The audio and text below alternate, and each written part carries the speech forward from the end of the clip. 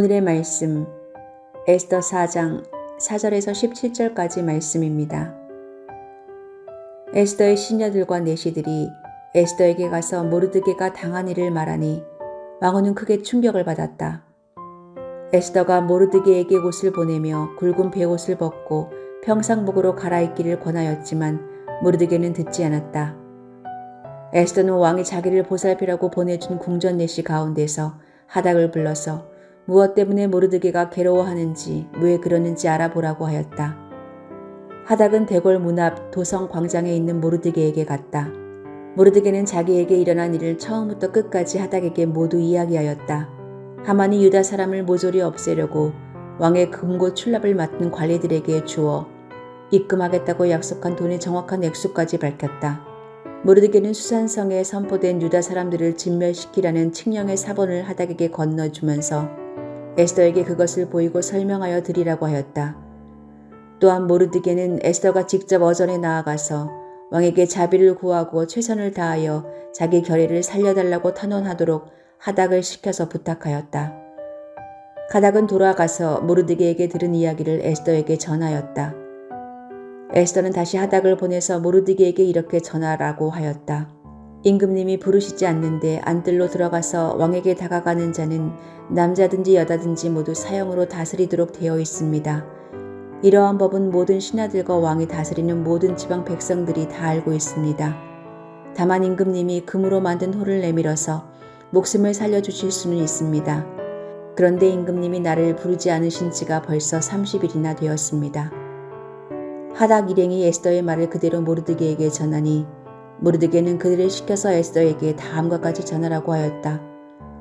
왕후께서는 궁궐에 계시다고 하여 모든 유다 사람이 겪는 재난을 피할 수 있다고 생각하십니까? 이런 때에 왕후께서 입을 다물고 계시면 유다 사람들은 다른 곳에서라도 도움을 얻어서 마침내는 구원을 받고 살아날 것이지만 왕후와 왕후의 집안은 멸망할 것입니다. 왕후께서 이처럼 왕후의 자리에 오르신 것이 바로 이런 일 때문인지를 누가 압니까? 에스더는 다시 그들을 시켜서 모르드게에게 이렇게 전하라고 하였다. 어서 수산에 있는 유다 사람들을 한 곳에 모으시고 나를 위하여 금식하게 하십시오. 사흘 동안은 밤낮 먹지도 마시지도 말게 하십시오. 나와 내 시녀들도 그렇게 금식하겠습니다. 그렇게 하고 난 다음에는 법을 어기고서라도 내가 임금님께 나아가겠습니다. 그러다가 죽으면 죽으렵니다. 모르드게는 나가서 에스더가 일러준 대로 하였다.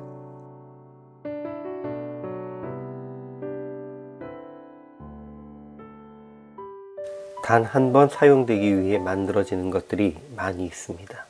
보통 일회용이라는 명칭이 붙어있는 종이컵을 비롯해서 그릇 종류, 소프트렌즈, 위생용품 등이 포함됩니다.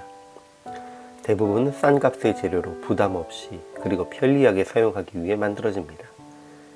그렇지만 제법 가격이 나가도 일회용인 것이 있습니다. 심지어 만들어진 이후 단 한 번도 사용되지 않고 그냥 폐기되어야 하는 경우도 많습니다. 그럼에도 사람들은 이것을 사용하지 못했다고 해서 아쉬워하지는 않습니다. 오히려 사용하지 않아서 다행이야 라고 생각합니다. 전쟁에 사용되는 무기류가 대표적인 것인데 생활 주변에서는 화재가 발생했을 때 초기 진화를 위해 사용하는 소화기가 거기에 속합니다. 평상시에 한 구석에서 자리만 차지하지만 소화기는 불이 난 그 순간에 사용되기 위해 한순간을 위해 만들어지는 것입니다. 이제 모르드게는 하만의 계획으로 모든 유다인들이 죽임당하고 약탈당하도록 조서가 내려진 것을 에스더에게 알리며 유다인을 위해서 움직일 것을 요청합니다.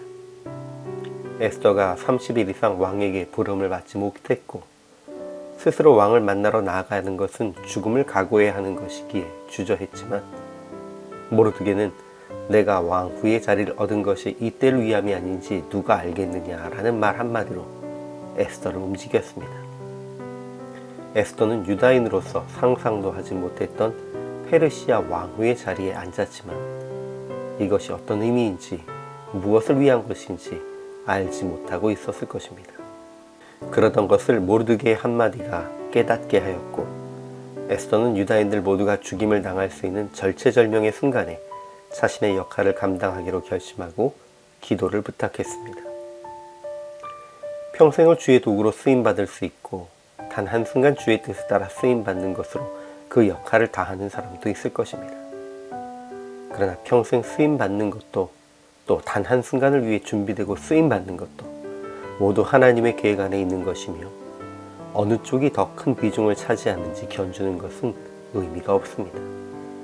다만 언제 어떻게 쓰임받을지를 알지 못하기에 항상 주의 부르심을 소망하며 준비하며 기다리는 것이 중요합니다. 예수님께서 10처녀의 비유를 통해 기름을 준비하고 기다리는 지혜로운 10처녀와 기름을 허비한 미련한 10처녀를 대비시키신 것을 기억해야 합니다. 하나님께서 당신을 사용하려 준비하셨음을 잊지 마십시오. 그것이 언제 어디서가 될지는 알 수 없으나 분명한 계획을 품고 계심을 기억하고 준비하십시오. 그리고 하나님께서 모르드게와 같은 사람을 통해 하나님이 당신을 지금을 위해 준비시킨 것이 아닙니까? 라고 알려주신 그 순간 담대하게 헌신할 준비를 하십시오. 당신의 헌신을 통해 하나님 나라가 세워지고 하나님의 백성들이 구원받는 놀라운 일들이 이루어질 것을 믿습니다.